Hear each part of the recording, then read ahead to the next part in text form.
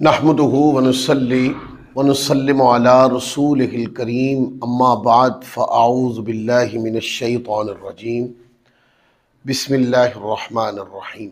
ये जो रिवायत हम पढ़ने लगे हैं अल अदबुल मुफ़रद में इमाम बुखारी रहमतुल्लाह अलैह 460 नंबर रिवायत है ये, और इमाम बुखारी अपनी सही बुखारी में इस रिवायत को 3 मुकाम पर लाए, 844, 1477, 2480।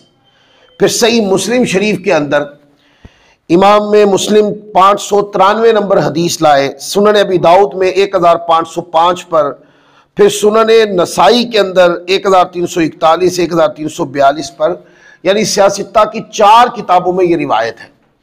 और इस रिवायत के अंदर चंद मुख्तलिफ बातें ऐसी हैं कि जो समझने वाली हैं। पहले रिवायत पढ़ता हूँ सारी, फिर उसके बाद इस पर गुफ्तगू करेंगे। हजरत मुगीरा रदियल्लाहु ताला अन्हु जो अकाबिर सहाबा किराम में से हैं, हजरत मुगीरा रदियल्लाहु ताला अन्हु के कातिब हजरत वर्राद ने से रिवायत है, फरमाते हैं कि हजरत अमीर मुआविया रदियल्लाहु ताला अन्हु ने हजरत मुगीरा रदियल्लाहु ताला अन्हु की तरफ खत लिखा कि मेरी तरफ वो चीज लिख कर भेजें जो आपने रसूल पाक सल्लल्लाहु अलैहि वसल्लम से सुनी हो। तो उन्होंने यानी हजरत मुगीरा ने उन यानी हजरत अमीर मुआविया रदियल्लाहु ताला अन्हु की तरफ लिखा कि बेशक अल्लाह के नबी सल्लल्लाहु अलैहि वसल्लम नमाज के बाद ये पढ़ा करते थे, क्या अल्लाह के सिवा कोई माबूद नहीं, वो अकेला है, उसका कोई शरीक नहीं, उसी के लिए बादशाही है, उसी के लिए सब तारीफें हैं, और वो हर शय पे कुदरत रखने वाला है। ऐ अल्लाह, जिसे तू अता करे उसे कोई रोकने वाला कोई नहीं, और जिससे तू रोक ले उसको कोई अता करने वाला नहीं, किसी को उसकी बुजुर्गी नफ़ा नहीं दे सकती। और उनकी तरफ लिखा कि आप सल्लल्लाहु अलैहि वसल्लम ने फजूल गुफ्तगू, बहुत ज़्यादा सवाल करने और माल को ज़ाया करने, माओ की नाफरमानी करने, बेटियों को जिंदा दरगोर यानी गाड़ने, अपने मालों को अल्लाह की राह में खर्च करने से रोक रखने और ज़बरदस्ती किसी का माल छीन लेने से मना फरमाया। ये पूरी रिवायत है। अब इसकी पहली बात जिस पर गुफ्तगू करनी है, ये वाक़या आका अलैहिस्सलाम के विसाले ज़ाहरी के बाद का है। हजरत अमीर मुआविया रदियल्लाहु ताला अन्हु हजरत मुगीरा रदियल्लाहु ताला अन्हु की तरफ ये फरमान भेज रहे हैं कि आपने जो कुछ रसूल पाक सल्लल्लाहु अलैहि वसल्लम से सुना है, आप वो सब मुझे लिखकर भेज दें। इसका मतलब ये है कि ये जो आज़ाद ख्याल मुहक्किकीन हैं, जिन्होंने इस्लाम को स्टडी इस्लामिक सोर्सेस से नहीं किया, जिन्होंने कुरान, हदीस, फिक्ह, आइम्मा इस्लाम के तरीक पर इस्लाम को स्टडी नहीं किया, उन्होंने मगरिबी कल्चर से इस्लाम को स्टडी किया। वो लोग आजकल ये बहस व मुबासा करते आपको नजर आते हैं मुख्तलिफ मजालिस के अंदर, टाई पेंट कोट पहनकर। बाद लोग बहुत सारे मजमे में भी इस तरह की गलती करते हुए नजर आते हैं, क्योंकि हमारे यहाँ एक कल्चर है, लोग समझते हैं जो टाई पेंट कोट पहन के खड़ा है ना, वो दुनिया का बहुत पढ़ा लिखा आदमी है। देखें, वो दुनियावी पढ़ा लिखा आदमी तो शायद हो सकता है, पर दीनी पढ़ा लिखा आदमी नहीं होता। दीनी मजहबी पढ़े लिखे उलामा होते हैं। तो लोग कहते हैं कि ये जो हदीस है ना, ये तो इमाम बुखारी रहमतुल्लाह अलैह जब आए ना, तो उन्होंने हदीस को लिखना शुरू किया। लिहाजा इससे पहले ये इल्म सीना बसीना आ रहा था, तो इमाम बुखारी से इसके लिखे जाने की शुरुआत हुई, फिर आगे किताबें लिखी गई। फिर एक शक वारिद करने की कोशिश करते हैं। अब इमाम बुखारी रहमतुल्लाह अलैह तो पैदा हुए 194 हिजरी में एक रिवायत के मुताबिक, और एक रिवायत के मुताबिक 202 हिजरी में पैदा हुए। तो पैदा होते ही तो इमाम बुखारी ने नहीं लिख दी ना किताब। इमाम बुखारी रहमतुल्लाह अलैह ने सही बुखारी 16 साल 3 जिल्दों की सही बुखारी लिखी है। और वो जाहिर आप जवान हुए होंगे, आपने तालीम हासिल की होगी, और तालीम में जब आप पुख्ता हो गए होंगे तो उसके बाद ही लिखना शुरू की होगी ना बुखारी। तो इसका मतलब यह कि बुखारी लिखे जाने का जो वाकया है, ये 220-25 के लगभग यहां कहीं शुरू हुआ है ये काम। तो वो शक वारिद करते हैं कि 225 साल या 250 साल ये जो हदीस का इल्म है ये सिर्फ सीना बसीना आता रहा, ये लिखा नहीं जाता था।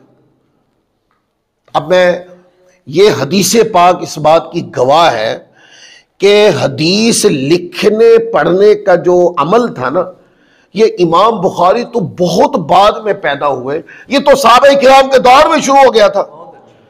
आप देखें ना, हजरत मुआविया रज़ियल्लाहु ताला अन्हु सहाबी है और वो जिनकी तरफ पैगाम भेज रहे हैं कि आप मुझे लिख के भेज दें, हजरत मुगीरा रज़ियल्लाहु ताला अन्हु जो अकाबिर सहाबा किराम में से हैं, वो भी सहाबी है। तो ये लिख के भेज देने का पैगाम भेज रहे हैं और वो लिख के सब कुछ भेज रहे हैं। तो इसका मतलब ये है कि उनके पास या तो ये इल्म पहले से लिखा हुआ था या फिर उन्होंने लिखकर जब हजरत अमीर मुआविया रज़ियल्लाहु ताला अन्हु को भेजा तो हदीस के लिखने पढ़ने का अमल पहले शुरू हो चुका था कि नहीं हो चुका। इसका मतलब यह है कि ये आजाद ख्याल मुहक्किकीन, जिनको सेकुलर मुहक्किकीन कहा जाता है, ये उन्होंने अफसाना सुनाया है कौम को और इल्म हदीस के ऊपर शक वारिद उनकी वजह से हुआ है। लोग आज इल्म हदीस को अगर कच्चा इल्म समझते हैं सेकुलर लोग, तो इस गुनाह के जिम्मेदार वो सारे लोग हैं। इमाम बुखारी पैदा हुए 194 हिजरी में, एक रिवायत के मुताबिक 202 हिजरी में।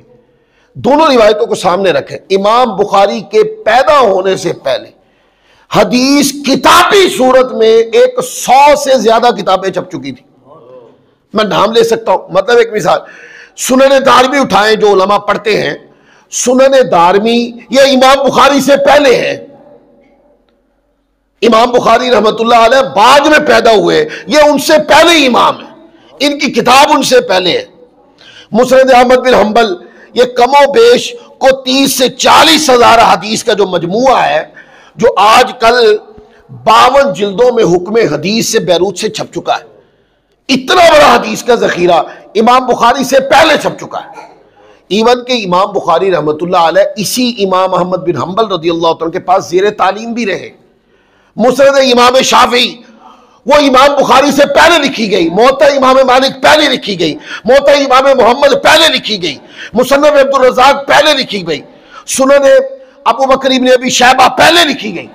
इस तरह 100 से ज्यादा किताबें हैं जो इमाम बुखारी रहमतुल्लाह अलैह के पैदा होने से पहले हदीस की किताबें मुरतब हो गई थी।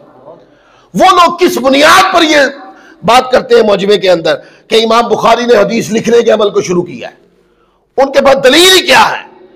उनका फुकदान इल्म इस वजह से है कि उन्होंने इस्लाम को इस्लामिक सोर्सेज से स्टडी नहीं किया।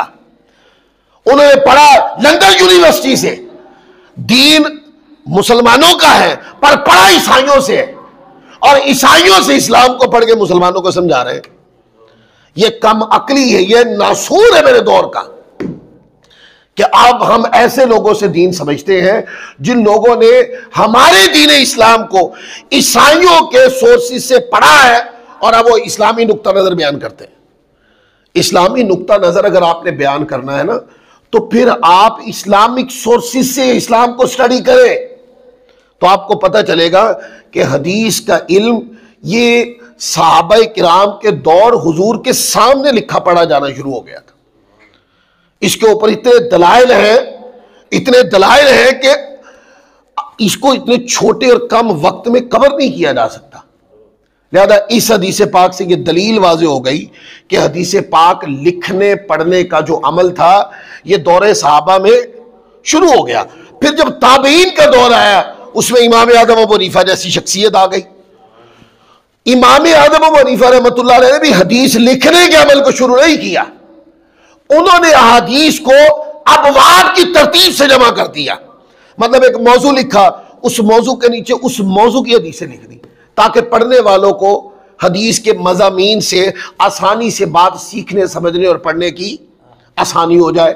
उन्होंने ये काम किया। फिर आगे इमाम मालिक है, उन्होंने मुवत्ता लिख दी, उन्होंने फ़िक़ही तरतीब पे लिख दी।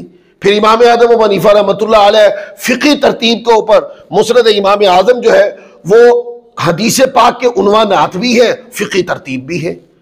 इन आइम्मा ने हदीस को किताबी सूरत दी है। हदीस की किताबत जो है वो इनसे पहले सहाबा किराम के दौर में शुरू हो गई थी। लिहाजा जब किसी बंदे से ये नुक्ता सुने कि हदीस पाक को लिखने का अमल इमाम बुखारी से शुरू हुआ, बस ये जुमला सुनते ही समझ ले कि चाहे टाई पैंट कोट भी पहना हुआ है, समझो एक बदतरीन जाहिल आदमी है। फिर आगे देखें हदीस पाक का दूसरी बात, उन्होंने लिखा कि हुजूर अलैहिस्सलाम रोजाना जब भी नमाज पढ़ते या हुजूर अलैहिस्सलाम रोजाना नमाज के बाद ये वजीफा पढ़ते, ला इलाहा इल्लल्लाहु वहदहू ला शरीक लहू लहुल मुल्क व लहुल हम्द व हुवा अला कुल्लि शैइन कदीर, फिर पूरा वजीफा है। तो इसमें यह भी पता चला कि आका अलैहिस्सलाम के जो नमाज के बाद के औराद तक थे, सहाबे किराम उन औराद को भी लिख लिया करते थे और फिर आगे इसको रिवायत करते। फिर आका अलैहिस्सलाम की तालीमात थी कि हुजूर अलैहिस्सलाम ने फरमाया कि आका अलैहिस्सलाम तरबियत करते फरमाया करते थे, फजूल गुफ्तगू से मना करते थे।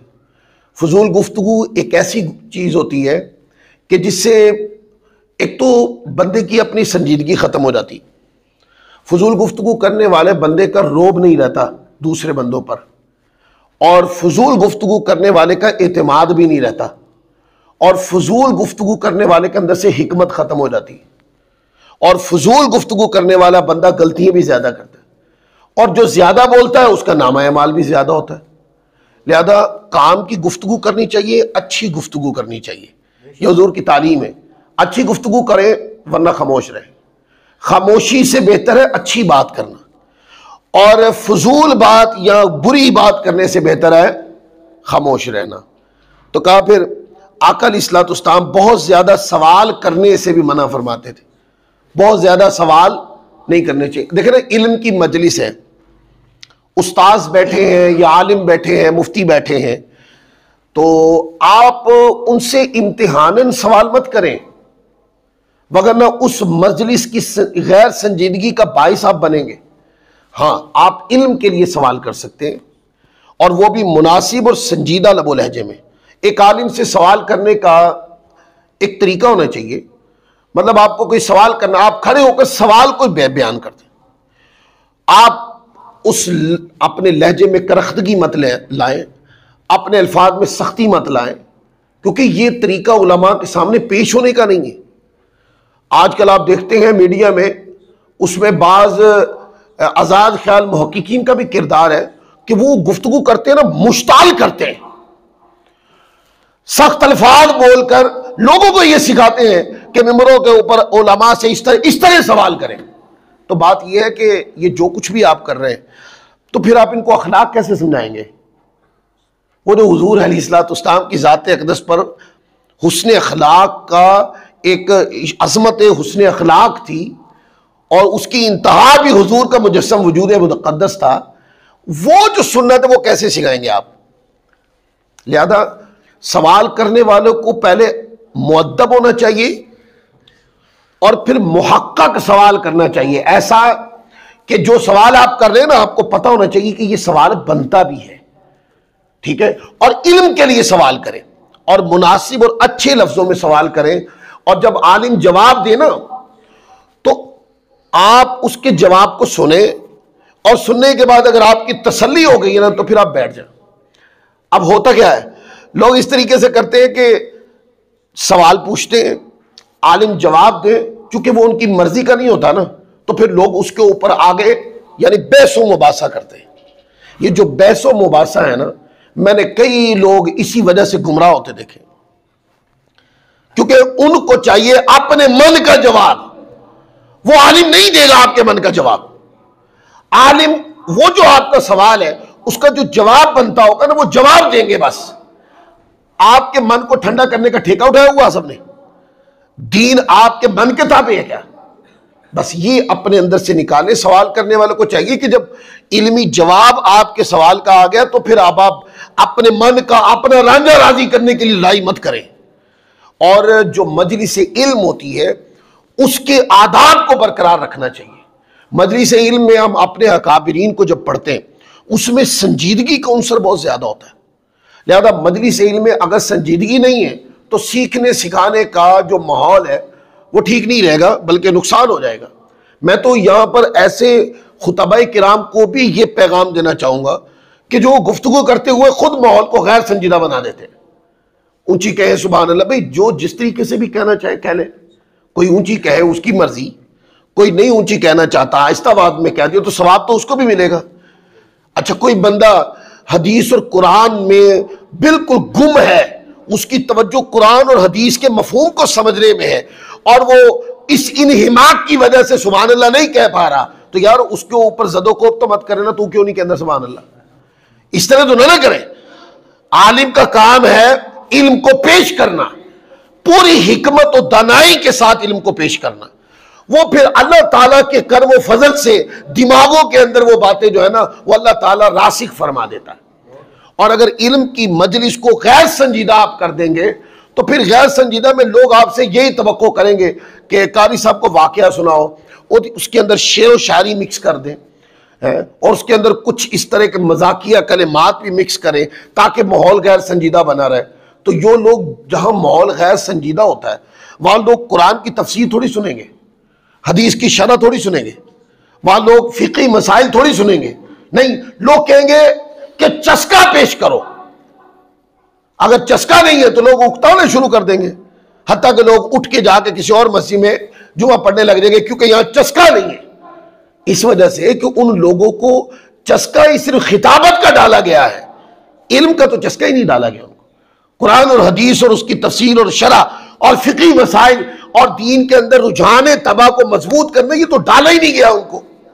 लिहाजा महराब व मिंबर से इल्म का इबलाग करने वाले खुतबा को चाहिए कि वो अपनी मजलिस को संजीदगी के साथ सींचे।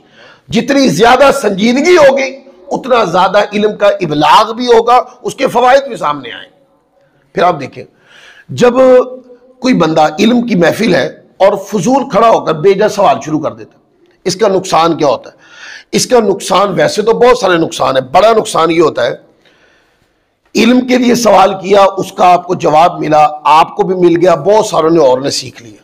और अगर आप बेजा सवाल करते रहेंगे, इम्तिहानन सवाल करते रहेंगे और बेजा सवाल करते रहेंगे, आपको पता जो सिखाने वाला बंदा है वो दिमाग में क्या कुछ लेके आया है आज सिखाने के लिए, वो सारा सर्फे नजर हो जाएगा आपके बेजा सवालात की वजह से, क्योंकि आपने तवज्जो मोड़ दी ना। तो वो जो एक स्ट्रक्चर बना के लाए थे इल्म का और आज उसको गुफ्तगू के अंदर अवाम उन्नास के सामने पेश करना था, आपने बेजा सवाल कर करके ज़हन की सिमत को फेर दिया और जो हजारों सैकड़ों बातें हिकमत और दानाई की जो लोगों पर पेश होनी थी वो आपके बेजा सवालात की वजह से पेश नहीं हो सकी। और बेजा सवाल करने वाला वो एक चिड़ा आदमी होता है जिसने ना सीखना होता है ना सिखाना ही देना होता है। लिहाजा इल्म की मजलिस में संजीदगी जरूरी है, इसलिए आका अलैहिस्सलाम ने फरमाया कि बेजा सवाल नहीं करने चाहिए। फिर आगे हुजूर अलैहिस्सलाम फरमाया माल नहीं जाया करना चाहिए। अल्लाह ने माल दिया है, आपकी जरूरत का जो है वो आप जायज उमूर में इस्तेमाल कर सकते हैं। जायज उमूर में इस्तेमाल करने का माना ये होता है कि ना कंजूसी की तरफ जाना है ना इसराफ की तरफ जाना है। कंजूसी ऐसा कि जरूरत भी आप खर्च नहीं करते, ये भी गलती है। जब आप जरूरत पे खर्च नहीं करते ना तो जिनको उस माल की जरूरत होती है उनमें तलखी बढ़ती है, शिद्दत बढ़ती है, तकरार बढ़ती है, झगड़े शुरू हो जाते हैं, क्योंकि आपने जरूरत की जगह माल खर्च करने से अपने आप को रोक दिया है। लिहाजा आप कंजूसी कर रहे हैं और इस कंजूसी की बुनियाद पर वो जरूरियात पूरी नहीं होगी और वो जरूरियात जिनको चाहिए वो लोग लड़ रहे हैं आपस में, उस लड़ाई की वजह आपकी कंजूसी है, इसलिए कंजूसी से मना कर दिया। हाँ, इसराफ की तरफ भी नहीं जाना चाहिए कि जरूरत वहां पर 100 रुपए की है और आपने वहां 200 रुपए लगा दिए। एक चीज यही मोहल्ले की दुकान से 10 रुपए की मिल जानी है तो आप दूर जाकर 100 रुपए की खरीद कर ये क्या कर रहे हैं? माल सिर्फ इसराफ कर रहे हैं, आप जाया कर रहे हैं। इस तरह माल की बरकत खत्म हो जाती है। माल के अंदर जो अल्लाह तबारक व तआला अज़्ज़ व जल ने, माल एक नेमत है, लिहाजा आप उसको अच्छी नीयतों के साथ आप जायज उमूर में जरूरत के तहत इस्तेमाल करें, माल बढ़ेगा भी। और अगर आप इसराफ की तरफ जाएंगे या कंजूसी की तरफ जाएंगे तो आपके माल में कमी कमजोरी वाक़ होना शुरू हो जाएगी। तो माल को ज़ाया मत करें, बल्कि ज़हन बना ले 100 रुपए है ना, जरूरत आपकी 50 रुपए, तो बड़ा जिगरा करें, जिस रब ने ये माल दिया है अगले 50 रुपए उस रब की बारगाह में दे दें। जिगरा पैदा करें ना कि ये रब ने मुझे माल दिया है, मेरी जरूरत सिर्फ 50 रुपए की है और 50 रुपए मेरे पास इजाफी है, तो आप किसी फकीर को, किसी जरूरतमंद को दे दें। और कोई पूछे तो उन्हें कहना ये रब ने मुझे दिया है, तो जितनी मेरी जरूरत थी मैंने रख लिया है, बाकी उसी रब की बारगाह में मैंने माल वापस दे दिया है। तो कहा कि माल को जाया नहीं करना चाहिए। फिर आगे कहा कि माओ की नाफरमानी नहीं करनी चाहिए। माएँ जो होती है ना वो रकीकुल कल्ब होती हैं।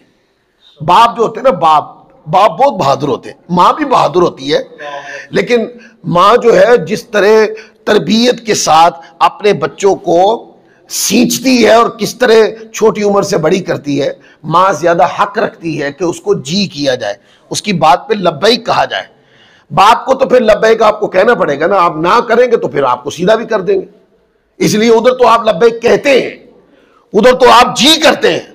आपको पता है ना, तो मैं अगर मैं कर भी दूं तो हाँ में बदल देनी है। और माँ जो होती है वो रहमत का समंदर होती है, तो माँ सब्र कर जाती है। तो इसलिए कहा कि माँ चूंकि रकीकुल कल्ब होती है, लिहाजा माओ की नाफरमानी नहीं करनी चाहिए। जो तरबियत गाह होती है, जब उसकी नाफरमानी शुरू हो जाती है ना, तो वो जो तरबियत का इबलाग होता है ना, वो मुनक़ती हो जाता है। वो जो फैज़ होता है ना तरबियत का, वो ख़त्म हो जाता है। मतलब माँ एक बुरे काम से मना कर रही है। अब माँ की नाफरमानी सिर्फ गुनाह ही नहीं है, आप उस नाफरमानी से बुरे रास्ते की तरफ भी जा रहे हैं। और माँ कभी भी बुरी बात नहीं कहती, बाप कभी बुरी बात नहीं कहता। बाप जब भी फैसला करता है अपनी औलाद के हक में, अच्छा और बेहतर फैसला करता है। लिहाजा माँ बाप की नाफरमानी कभी भी दिमाग से गुजरनी भी नहीं चाहिए, ज्ञान से भी नहीं गुजरनी चाहिए।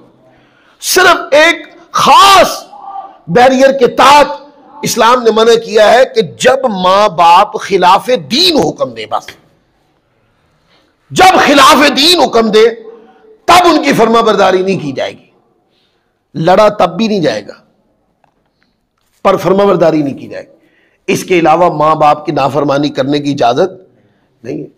किसी के माँ बाप मुसलमान भी ना हो और माँ बाप कोई बात कहे और वो इस्लाम के खिलाफ ना हो, मुआशियात के मुतालिक हो या दुनियावी ज़रूरियात के मुतालिक हो, तो इस्लाम तो कहता है माँ बाप अगर गैर मुस्लिम भी है ना और वो इस्लाम के खिलाफ हुक्म नहीं दे रहे हैं, दुनियावी किसी काम का कह रहे हैं, तो तब भी आगे बढ़ के माँ बाप की फर्माबरदारी करनी चाहिए। माँ बाप गैर मुस्लिम भी हो, इस्लाम उनकी तज़हीक की इजाज़त नहीं देता। सिर्फ एक खास कि जब वो तुम्हारे दीन के खिलाफ बात करे और आपको कहे कि कोई काम दीन का है और वो रोके, तो फिर नहीं रुका जाएगा। लेकिन ये जो रुकना है, इसमें उनसे झगड़ा भी नहीं होना चाहिए, रुकना इस अंदाज में चाहिए। तो कहा कि माओ की नाफरमानी नहीं करनी चाहिए। फिर आगे कहा बेटियों को जिंदा जमीन में गाड़ने यानी दरगोर करने से हुजूर ने मना फरमाया। पूरी दुनिया के अंदर यह खास चीज है, इसको समझे। पूरी दुनिया में मगरबियत ने एक अत मचाई, वो क्या कि ये मगरबी कल्चर के अंदर ना औरत को आजादी है और इस्लाम आजादी नहीं देता। मैंने कहा औरत कभी अपने किरदार की सनत तो तलाश करें ना, जरा जाकर जरा गौर तो करें अपनी सनत के ऊपर। मुआशरे के अंदर औरत को मुकाम ही क्या दिया जाता था, औरत अपने इख्तियार से जिंदा नहीं रह सकती थी। अपने इख्तियार से जिंदा रखने का ये जो अमल है, ये हुकूक भी इस्लाम ने दिए। एक जालत भरा जमाना था, दौर था, बच्चियों को जिंदा दरगोर कर देते थे। उसमें हुजूर सैयद आलम सल्लल्लाहु अलैहि वसल्लम ने ये जंग लड़ी और फरमाया कि बच्चियों को जिंदा दरगोर न करो। जब जिंदा दरगोर करने का रिवाज था, तब एक अलम उठा, एक हाथ उठा, एक आवाज उठी कि बच्चियों को जिंदा दरगोर मत करो। कितनी बड़ी जंग है मेरे मुस्तफा ने जो लड़ी है। और ये जंग लड़ी किसकी खातिर है? औरतों की खातिर लड़ी है। इससे औरतों की इज्जत मिली है। जिस इस्लाम ने औरतों को जिंदा रहने का हक दिलवाया, अपने इख्तियार से जिंदा रहने का हक दिलवाया, आज उस इस्लाम के बारे में मगरिबी कल्चर ये जुमले बोलते कि इस्लाम ने औरत को आजादी नहीं दी। इस्लाम ने औरत को सिर्फ आजादी नहीं, इज्जत भी दी। आप वेस्टर्न कल्चर में चले जाएं, वहां पे औरत अपना अलहदा कमाती, मर्द अलहदा कमाते। औरत को इससे बढ़कर क्या इस्लाम इज्जत दे कि जब औरत जो है बेटी होती है तो उसके लिए बाप कमाने जाता है। औरत इज्जत के साथ घर रहती है, और जब औरत ब्याही जाती है तो उसके लिए कमाने उसका शौहर जाता है। औरत इज्जत के साथ घर रहती है। औरत को मुआशरे के साथ, मुआशरे की गंदगी के साथ लड़ने नहीं दिया जाता, बल्कि औरत के सामने एक ढाल होती है जो उसकी हिफाजत करती है। वो उसका मर्द होता है। कभी वो उसकी सूरत बाप की होती है, कभी उसकी सूरत शौहर की होती है। इस मुआशरे में ये औरत को इज्जत, इस्लाम इससे बढ़कर क्या इज्जत है। औरतें मगरिबी कल्चर में चले जाएं, औरतें सड़कों के ऊपर रुलती हुई नजर आती हैं, और इस्लाम के मुआशरे में औरत जो है वो इज्जत के साथ अपने घरों में बैठी हुई नजर आती है। जिस इस्लाम ने औरत को मुआशरे की गर्दे राह से बचाया, आज उस इस्लाम पर मगरिबी कल्चर ये ताने और ये जुमले कसते कि हमने औरत को इज्जत नहीं दी। इस्लाम से बढ़कर कायनात में औरत को इज्जत देने वाला और कोई नहीं। फिर आगे कहते हैं, हुज़ूर अलैहिस्सलाम ने फरमाया कि अल्लाह की राह में देने से ना हाथ रोके मत। ये जो लोग कहते हैं ना कि मेरा कारोबार रुल गया, मैंने कुछ मिल नहीं रहा, मैं परेशान हो गया हूं, अच्छा बड़ा कारोबार था, और फिर लोग गलत फहमी की तरफ चले जाते हैं। लोग कहते हैं किसी ने करा दिता जी मेरे ऊपर। भाई किसी ने आप पर नहीं कराया, जो कुछ भी किया आपने खुद ही किया अपने ऊपर। जो टूना आपने किया है ना, नाफरमानी, रब की नाफरमानी का टूना, वो हुआ है आपके ऊपर। आपका अपने ही जादू आपके ऊपर असर कर गया है। आप इसको देखते नहीं है, इस बात को गौर में नहीं लाते। जब रब माल दे रहा था आपको, तब आपने अल्लाह की राह में दिया नहीं, तो ये टूना किसने किस पे किया है? आपने खुद किया अपने ऊपर। आपके दरवाजे खटखटाते रहे बेकस लोग, यतामा आपके सामने तड़पते रहे, आप मुजरों के अंदर जाकर लाखों लाख रुपए उड़ाते रहे, पर आपने कभी भी यतीमों, फुकारा, मसाकीन की तरफ देखा नहीं। आज जो संगी तो फड़े गए हो तो उन कहते हो कि साढ़े कारोबार तो किसी ने करवा दिता नहीं। कारोबार पर आपकी नाफरमानी का जादू चल गया सर। आपकी नाफरमानी के टूने ने आपके कारोबार को बर्बाद कर दिया। आपको रब ने बड़े मौके दिए, आपको बड़ी फुर्सत भी थी उस वक्त, आपके सामने बार बार हालात की तस्वीरें खींच के आती रही, पर आपको अपने माल पर उस वक्त जुनून ही बड़ा था। जब रब की पकड़ आती है ना तो सारी अकड़ें टूट जाती हैं। लिहाजा ये जो बातें जी मुझे कोई साईं बाबा के पास ले जाओ जी, वो आगे से हिसाब किताब करके कोई नए फटे छपा देंगे ना। जिस वक्त आपको तकलीफ आए ना, उस वक्त अपने आप को एक बंद कमरे में बंद करके सोचें, मैंने क्या रब की नाफरमानी की है कि मेरे ऊपर ये वबाल आया। इस पर तो सोचा ही नहीं। मुझे मस्जिद गए कितनी देर हो गई, मैंने कभी सोचा नहीं। तस्बीह के ऊपर अल्लाह का जिक्र करते कितनी देर हुई, मैंने सोचा नहीं। मुझे कुरान पढ़े कितनी देर हुई, मैंने कभी सोचा नहीं। मेरे पास पैसा है, फकीर दरवाजा गड़गड़ा के चला गया, मैंने कभी दिया नहीं। मेरे मोहल्ले में यतामा, मसाकीन, गरीब लोग रहते हैं, वो क्या करें, सफेद पोश और गैरतमंद लोग हैं, वो मांगते नहीं है। पर मैं भी तो बेगैरत बना रहा ना, मैंने भी तो जाके मदद नहीं की। जब अल्लाह ताला की रहमत का समंदर मेरी तरफ मुतवज्जे था, तब मैंने भी तो किसी पे करम नहीं किया ना। आज जब अल्लाह तबारक व तआला ने मेरी नाफरमानी की बुनियाद पर अल्लाह की पकड़ आ गई है, तो आज मैं साईं बाबा के पास क्यों जा रहा हूं? आज मैं अपने गुनाहों की दुरुस्तगी क्यों नहीं करता हूं? आज मैं अपने अंदर की कमी, कमजोरियां, मैं उनको ठीक क्यों नहीं करता हूं? जब वो सारी ठीक हो जाएंगी ना, कारोबार भी ठीक हो जाएगा आपका। सब्र शुक्र नहीं है आपके पास, कारोबार अच्छा था। आपके पास हया नहीं है, कारोबार अच्छा था। ये सारी चीजें अल्लाह ताला की रहमत ने भी तो मौके दिए नहीं आपको। आप पैसे वाले थे, बेहया भी थे, मौका ही दिया ना आपको। आप पैसे वाले थे, गंदी जगह पे पैसा लगाते थे, अच्छी जगह पे आपको पैसे की तौफीक नहीं थी, तो अल्लाह तबारक व तआला के करम ने मोहलत दी कि नहीं दी? आप 10 साल सेठों में सेठ मशहूर रहे और गुनाहों के दलदल में फंसे रहे। आपको शबो रोज 24 घंटे रोजाना आपको मोहलत दी, पर आपने उस मोहलत से कोई फायदा नहीं उठाया। फिर आपकी पकड़ आ गई कि जिस वजह से पैसा दिया था तुम उस वजह पे तो खर्च नहीं कर रहे, लिहाजा अल्लाह की पकड़ आई और अपने गुनाहों से धर लिए गए हो। और जब गुनाहों से धर लिए गए हो तो फिर कहते हो जी मेरे ऊपर किसी ने करवा दिया, और फिर इस बदगुमानी में गुनाह दर गुनाह, मेरे चाचे के मुंडे ने कराया है जी, फलां मेरे साथ इख्तिलाफ करते ही फलां ने करवाया होगा जी, नहीं किसी ने नहीं करवाया। आपके अंदर एक जिन है खुदा की नाफरमानी का, यह उस बुनियाद पर सारे गुनाहों का बवाल आपके सर पर है। आप वो जिन खुद निकाल सकते हैं, अल्लाह की फरमाबरदारी की तरफ आ जाएं, वो जिन निकल जाएगा, आपके हालात ठीक हो जाएंगे। लिहाजा फरमाया कि अल्लाह की राह में देने से हाथ न रोक। देखिए, क्या किसी बंदे के पास 1 रुपया देने की भी तौफीक नहीं है यार? अपनी सैलरी देखें, अपने कारोबार की मनफियात को देखें, मुनाफे को देखें। क्या अपने आप से एक सवाल पूछें, यार मैं 10 रुपए देने वाला बंदा भी नहीं, मैं 100 रुपए देने वाला भी नहीं। तो जब आप इस पर गौर करेंगे ना तो आप खुद कहेंगे नहीं यार मैं तो 1000 रुपए दे सकता हूं।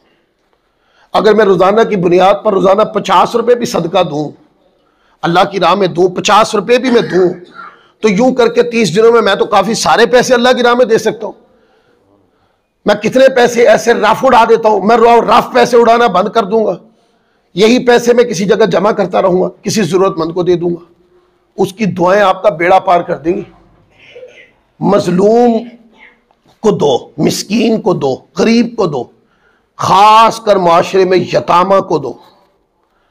आप दें, सारे जादू उस वजह से उतर जाएंगे, साफ हो जाएंगे आप, बिल्कुल सारे जादू उतर जाएंगे। और फिर आगे कहा जबरदस्ती किसी का माल छीनने से हुजूर ने मना फरमाया। लोग डाका मार लेते हैं और गन पॉइंट पे लोग जो है ना वो माल ले लेते हैं। कितनी दर्दनाक मौत आती है ऐसे लोगों को, वो इसी चीज का ही नतीजा होता है। टारगेट किलर के अंदर मार दिए जाते हैं। लोग कहते हैं जी वो बाद में इसके ऊपर लोग तफसरे कर रहे होते हैं अपने अपने अंदाज में, करें लोग, उनको उनके पैसे मिलते होंगे। लेकिन इसका सीधा सीधा जवाब ये है कि चूंकि डाके मार के चोरियां कर करके अल्लाह की मखलूक को इतनी तकलीफ दी है, ऐसे लोग हराम मौत, बदतरीन मौत मर जाते हैं। लिहाजा ये जो बदतरीन मौत होती है ना, ये सिर्फ बदतरीन मौत, ये दुनिया का ही सानेहा नहीं होता, उस बंदे के लिए ये आखिरत की बर्बादी भी शुरू हो गई।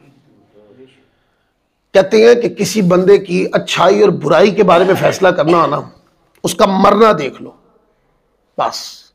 अगर वो नेकी पे मर गया है ना, बस समझो कि वो अपनी जिंदगी अच्छी गुजार गया है, उसकी आगे भी अल्लाह की रहमत से हुस्न ज़न करेगा, आगे भी ठीक है।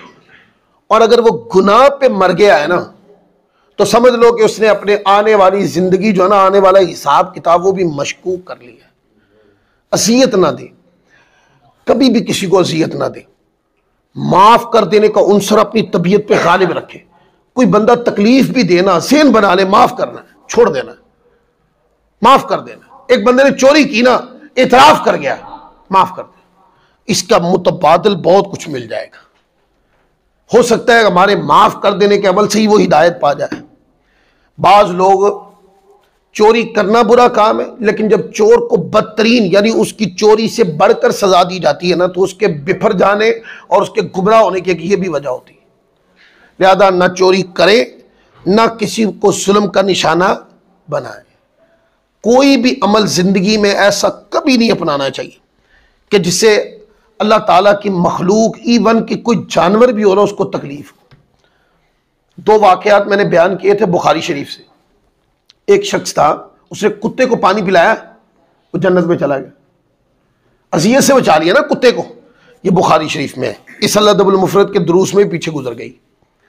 और एक औरत थी, उसने बिल्ली को कैद कर लिया और जुल्म किया, उस बिल्ली पर बेजा जुल्म करने की वजह से जहन्नुम में गई।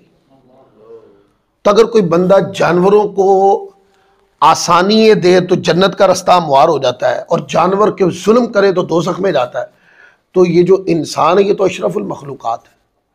कहते हैं इंसान को जिंदगी ऐसे गुजारनी चाहिए कि जैसे कोई बंदा अमन का पहाड़ नहीं होता, सब्र का पहाड़ होता हो, बर्दाश्त का पहाड़ होता हो, हुस्ने जन का पहाड़ होता हो, कि वो कभी भी अपने अंदर ऐसी चीज पैदा होने ही नहीं देता जिससे किसी को तकलीफ होती।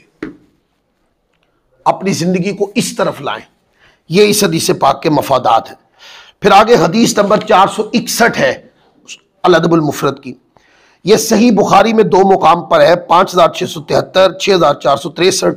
सही मुस्लिम में 2 मुकाम, 1 मुकाम पर 2816, सुनन इब्ने माजा में 4201, यानी सियासिता की 3 किताबों में यह रिवायत आई। अब रिवायत क्या है?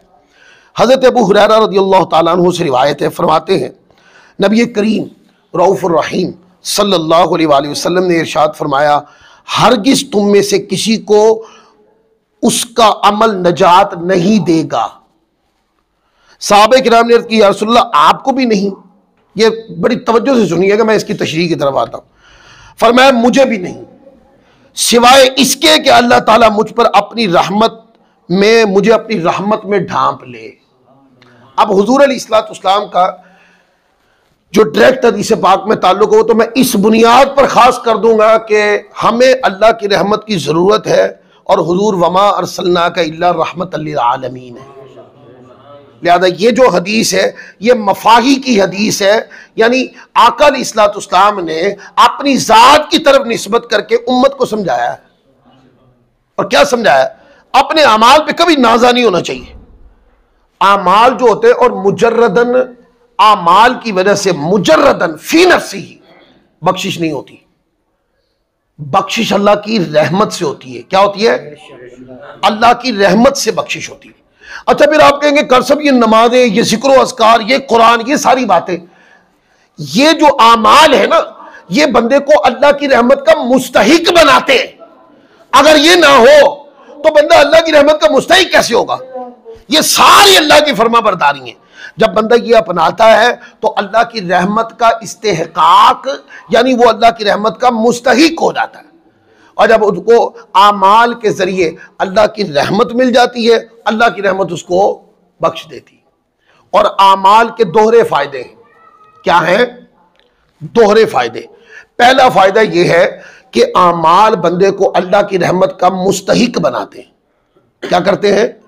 मुस्तहिक बना। ये जो हम सजदे करते हैं, ये सजदे, ये रुकू, ये क़याम, ये सुजूद, ये क़िराअत, ये तस्बीह और तहलील, ये कुरान, ये हुस्न अखलाक पे जिंदगी बसर करना, ये बंदे को अल्लाह की रहमत के करीब करते चले जाते हैं।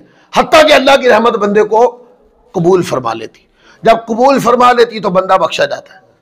लेकिन ये जो अपनी ज़िंदगी के अंदर दुनिया से बेरग़बती है, अपनी ज़िंदगी के अंदर दुनिया के सारी रंगीनी जो दुनिया की है तर्क करके अल्लाह की याद में ज़िंदगी गुजार दी है, इसका दूसरा मफाद ये है कि जब बंदे की मुजर्रदन फ़ी नफ्सिही, बंदे की अल्लाह की रहमत से बख्शिश हो जाएगी, तो ये आमाल, जब बंदा जन्नत में जाएगा ना, तो देखा जाएगा कि इसके आमाल में अगलब क्या है, गालिब क्या है। क्या सजदे गालिब है? क्या रोज़े गालिब है? क्या नमाज़े गालिब है? क्या ज़काते गालिब है? सखावत गालिब है? तो उसके आमाल में बाकी चीज़ों के साथ जिस चीज़ का गलबा ज़्यादा होगा ना, मतलब नमाजों का गलबा ज़्यादा है, तो उस शख्स को कहा जाएगा कि आओ बाबू सलात से जन्नत में दाखिल हो जाओ। अगर सखी ज़्यादा है ना, सखावत का अंसर ज़्यादा पाया जाता है, तो फरमाया जाएगा आओ भाई बाबू ज़कात से दाखिल हो जाओ। अगर तबीयत के अंदर फराइज के रोज़ों के साथ नवाफिल रोज़ों की कसरत, यानी आमाल में ये बहुत गालिब था, तो बंदा कहा जाएगा आओ बाबू सियाम से दाखिल हो जाओ। इस तरीके से जन्नत के कितने दरवाजे हैं? 8 दरवाजे हैं। तो जिस चीज का गलबा ज्यादा होगा उस तरह के दरवाजे से इज्जत और तकरीम के साथ जन्नत में दाखिल किया जाएगा। ये जो जन्नत में इज्जत और तकरीम के साथ दाखिल किया जा रहा है, इसकी बुनियाद क्या है? ये सजदा रेज़ी है, ये क़याम, ये रुकुआत, ये अल्लाह ताला की बारगाह में तस्बीह और तहलील, ये रातों को रो रो के दुआएं मांगना। कई लोग ऐसे भी होंगे जो बाबू दुआ से दाखिल किए जाएंगे। जन्नत का दरवाजा है वो जो गिड़गिड़ा के लोगों के लिए पहले दुआएं मांगते थे और अपने आप को बाद में रखते थे। वो जो उम्मत के लिए मिन हैसुल मजमू गिड़गिड़ा कर दुआएं मांगने वाले हैं, उनकी आमाल के ऊपर दुआ का गलबा ज्यादा था, उनको बाब दुआ से दाखिल किया जाएगा। और कुछ लोग ऐसे होंगे कि जिन्होंने जिंदगी में हर चीज ही गालिब की हो, कभी नमाज को कम नहीं किया, कभी रोजे कम नहीं किए, कभी ज़कात और खैरात में कमी नहीं की, कभी हुस्न अखलाक को कभी नहीं भूले, कभी दुआ में कभी नहीं की, उनके ऊपर इबादत का हर उनसर गालिब था। कहते हैं ऐसे लोगों को जन्नत के 8 दरवाजों से बुलाया जाएगा, 8 दरवाजों से बुलाया जाएगा। और फिर क्या होगा, जब बंदा जन्नत में आ जाएगा ना, फिर उथे तोले जाएंगे तुहाडे अमाल, किस कैटेगरी का आदमी है, इसके अमाल कैसे हैं। तो फिर उस बंदे को उसके आमाल की बुनियाद पर बख्शिश उसकी अल्लाह की रहमत ने कर दी। अब अल्लाह अपने करम से, अपनी खुशी से, अपनी खुशनुदी से रब इसको जितना नमाज दे ये उसका करम है। लेकिन जन्नत में जाकर देखा जाएगा इसके अमाल किस कैटेगरी के हैं, हत्ता कि उसको उस कैटेगरी का दर्जा दे दिया जाएगा। पढ़ते नहीं वो हदीसे कि हाफिज कुरान अगर हलाल और हराम कुरान के जो है उसके मुताबिक जिंदगी बसर करे तो क़यामत का दिन आएगा, उसको जन्नत में ला कर कहा जाएगा अब कुरान पढ़ और हर लफ्ज के बदले एक दर्जा चढ़ जा। अरे ना, कुरान पढ़ने का अमल है। तो आप देखते हैं हाफिज कुरान ने एक एक लफ्ज याद करते जो तकलीफें बर्दाश्त की थी, वो दुनिया से कटा रहा, रात की तन्हाइयों में बैठ के याद करता रहा और मुश्किल से वो याद करता था, कर करके फिर वो कभी उसको सबक, कभी सबकी, कभी मंजिल की सूरत में सुनाता और 2-2.5 साल हिफ्ज करने में लगा दिए।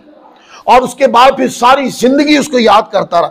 फिर तरावी पढ़ाता तो एक एक बार को 8-8, 10-10 बार दोहराता है।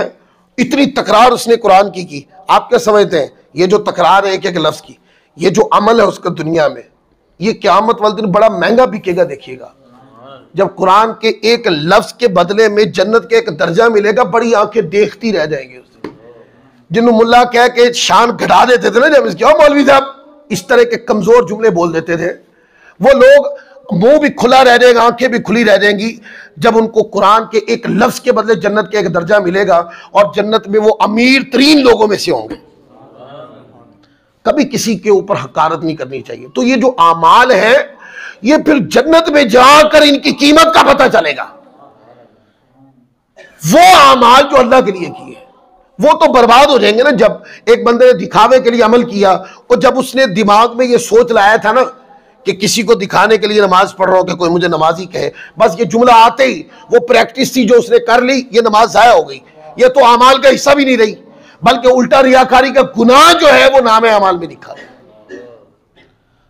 तो इसलिए कहा कि कभी जब भी आप बख्शिश की दुआ मांगे ना, मुजर्रदन अल्लाह की बारगाह में, अल्लाह की बार अपने अमाल को हमेशा यही समझेगा, मौला ये तेरी शयान शान नहीं है, मैंने जो कुछ भी किया है, मैं शबो रोज जो भी करता रहा हूं, मौला ये तेरी रजा का जरिया है, पर ये तेरी शयान शान, तेरी शयान शान नहीं है। मैं तो तेरी बारगाह से तेरी रहमत का सवाली हूं, मौला मुझे अपनी रहमत से बख्शिश अता फरमा, ये तवक्को करनी चाहिए। और जब ये सब कर ले तो अपने आमाल की तहसीन मांगनी चाहिए दोस्तों अल्लाह से। तहसीन का मौला मेरे आमाल अपनी रजा के ताबे फरमा दे। जब तक तेरा करम नहीं होगा ना, मेरे आमाल तेरी खुशनुदी का बाइस नहीं बनेंगे। तेरी अजमत और शान जिस तरह तुझे लायक है ये उस तरह के नहीं होंगे। हाँ, तेरा करम होगा तो मैं तेरा बरगुज़ीदा बंदा बन जाऊंगा। सो तेरे करम से, तेरी रहमत से मैं इस चीज का सवाल ही हूं कि मुझे अपनी रजा के तहत फरमा दे। मौला मुझसे राजी हो जा और अपने करम से मुझसे वो अमाल करवा कि जिससे तू राजी हो। ये कुछ भी तेरी रहमत के बगैर मुमकिन नहीं है। अपने आप को हकीर, कमजोर, आजिज़ और नाकिस करके रब की बारगाह में पेश करना है और अल्लाह की रहमत की अजमत को इतना बयान करना है। हमारा बयान जितना भी हम कर ले कम है। जितना ऊंचा ऊंचा करके रब की रहमत के सवाली बनोगे, अल्लाह की बारगाह में उतना ऊंचा मकाम पा जाओगे। तो ये 2 हदीसें जिस पर आज हम अपनी गुफ्तगू को ख़त्म कर रहे हैं। फिर इंशाअल्लाह उल करीम अगला जो जुमा आएगा शान सिद्दीक़ अकबर पर पिछले साल के अलावा नए मज़मून के साथ इंशाअल्लाह मैं हाजिर हूँगा। अल्लाह ताला हम सबको